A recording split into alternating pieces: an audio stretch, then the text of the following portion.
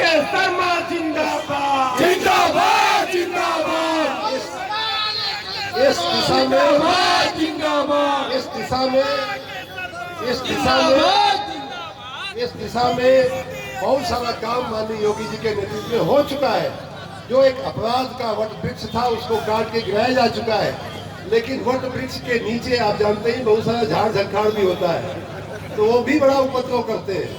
तो अब झाड़ झंखाड़ों को भी साफ करना वो माननीय अध्यक्ष जी के मेहरबानी से, उनके नेतृत्व में, उनके मार्गदर्शन में हम लोग अवश्य मऊ में करेंगे। मऊ का नेता कैसा हो, शर्मा जैसा हो, मऊ का नेता कैसा हो, शर्मा जैसा हो। माननीय अध्यक्ष जी ने भी ये इस तरफ आपको इशारा किया कि 2027 में हमें प्रचंड बहुमत के साथ फिर से भारतीय जनता पार्टी की सरकार बनानी है। उसमें माननीय रमेश सिंह जी को मैं माइक दे रहा हूँ, समझाएंगे हम सबको कि किस प्रकार माननीय अध्यक्ष जी के नेतृत्व में, उनके नेतृत्व में, उनकी रहबरी में, उनके मार्गदर्शन में किस प्रकार मऊ की चारों सीटें भारतीय जनता पार्टी में की झोली में डालने का काम हम लोग कर सकते हैं। मित्रों, हम लोग कर सकते हैं। अगर 5 घंटा आप सड़क पे खड़े रह सकते हैं, इतनी ठंडी में, ठंडी का कोई असर दिखाई नहीं दे रहा है, उसके बावजूद, ठंडी के बावजूद हम और आप खड़े होकर के गला फाड़ करके इतना भारतीय जनता पार्टी का नारा बुलंद कर सकते हैं, तो कोई ताकत नहीं है कि मऊ जिले की चारों सीटें भारतीय जनता पार्टी न जीते। इन्हीं बातों के साथ मैं एक बार फिर से माननीय अध्यक्ष जी ने हमारा और आपका मनोबल बढ़ाया, हमारे आपके आग्रह को स्वीकार करके वो नहीं रुकना चाहते, फिर भी मैंने कहा कि नहीं, कार्यकर्ता नाराज होगा, इसलिए वो गाड़ी से उतरे। और जैसा कि माननीय रमेश सिंह जी बता रहे हैं कि महाराजगंज के बाद पूरे दिन चलने के बाद सैकड़ों जगह ऐसे कार्यक्रम रहे होंगे, उनने कहीं भी माइक नहीं पकड़े, लेकिन आपके बीच में आकर के मऊ के कार्यकर्ताओं का उन्होंने सम्मान बढ़ाया है। मैं इसके लिए माननीय अध्यक्ष जी का और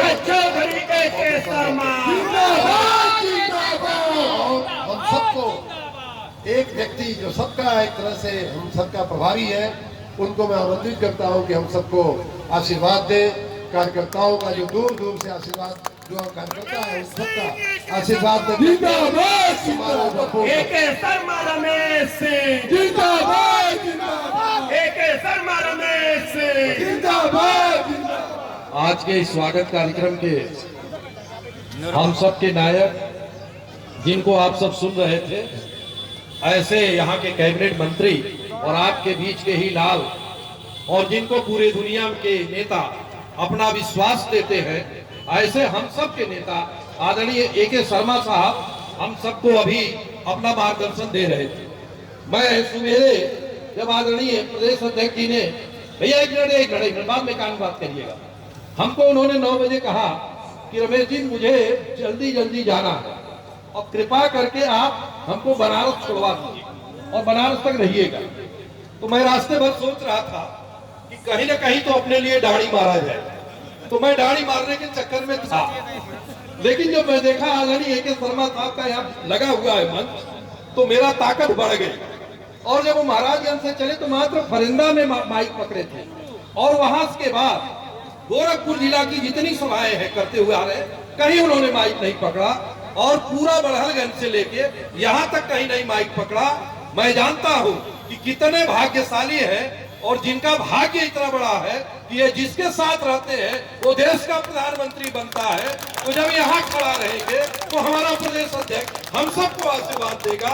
आप सब बहुत भाग्यशाली हैं कि हम सब इनके नेतृत्व में काम कर रहे हैं, और आज का दिन हम सब के लिए बहुत सौभाग्यशाली है कि एक कार्यकर्ता, जिनके साथ तो मैं भी 35-36 साल से, जब वो नगर निगम में गए तब से हम लोग गए, और तब से हम लोग काम कर रहे हैं। लगता नहीं कभी कि पंकज चौधरी जी प्रदेश अध्यक्ष हैं।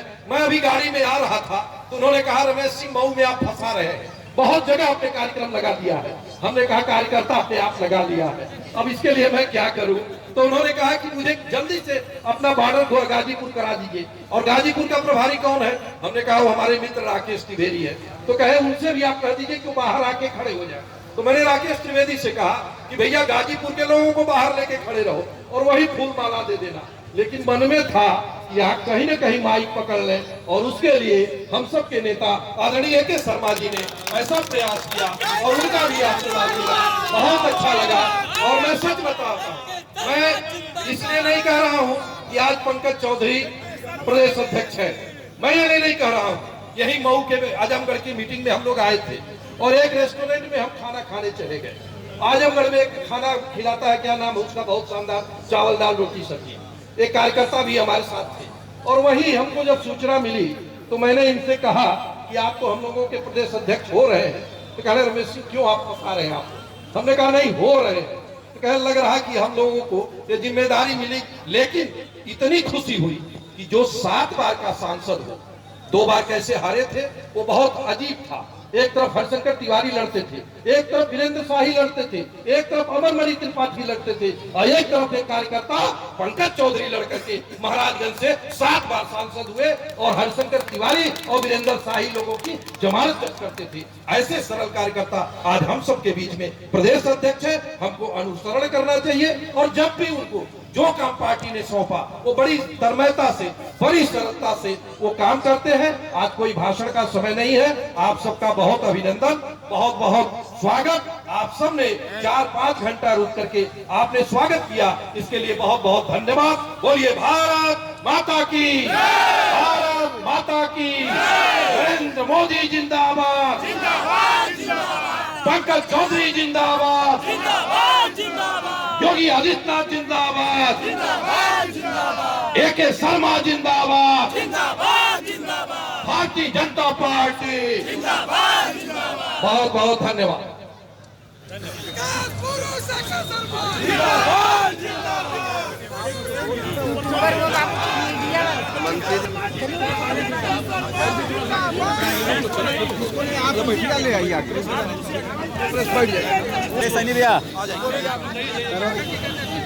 मैं आप लोग देख रहा था इसलिए मैंने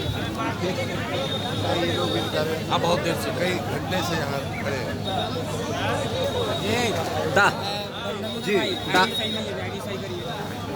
देखा भाई बीच में आइडिया लगा कैमरा चला रहे हैं भैया, मुंह पे मत मारो यार, रख लीजिए, इसमें आराम से हो जाएगा। नहीं आएगा, नहीं आएगा जी।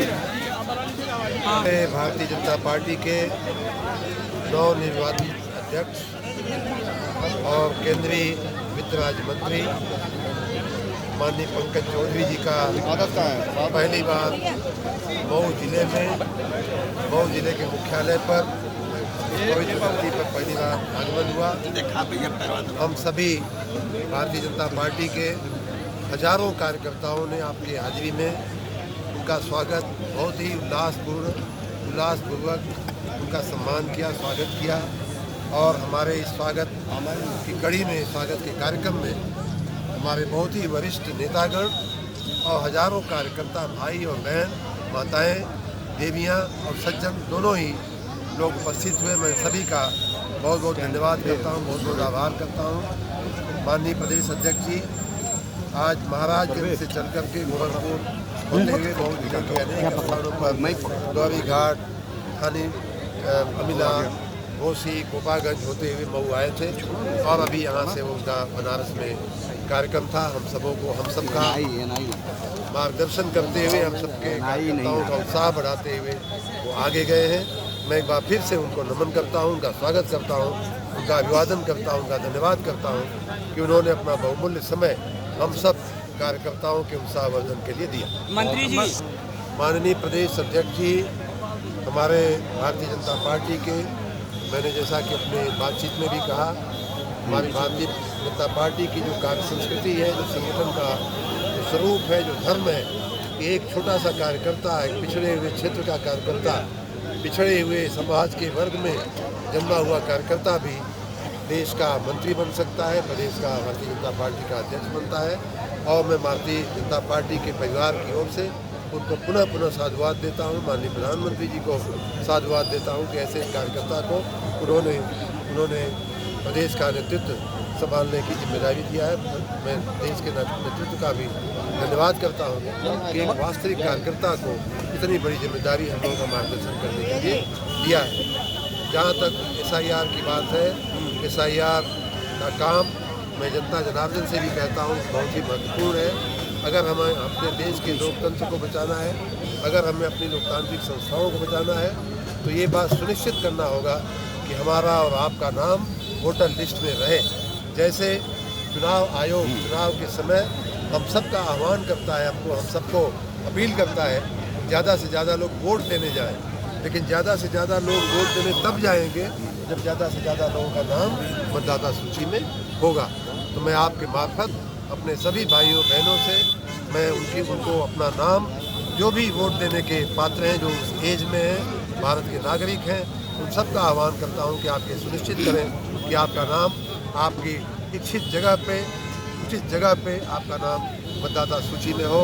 कुछ लोग इस फिराक में हैं, कुछ लोग इस प्रयास में हैं कि हमारे वास्तविक नागरिकों का नाम मतदाता सूची से कट जाए और जो बांग्लादेश और रोहिंग्या जैसे घुसपैठिए हैं उनका नाम मतदाता सूची में आवे, जिससे उनके मन मुताबिक वो वोट से ले सकें और देश के लोकतंत्र की, देश की अखंडता की उनको कोई चिंता नहीं है।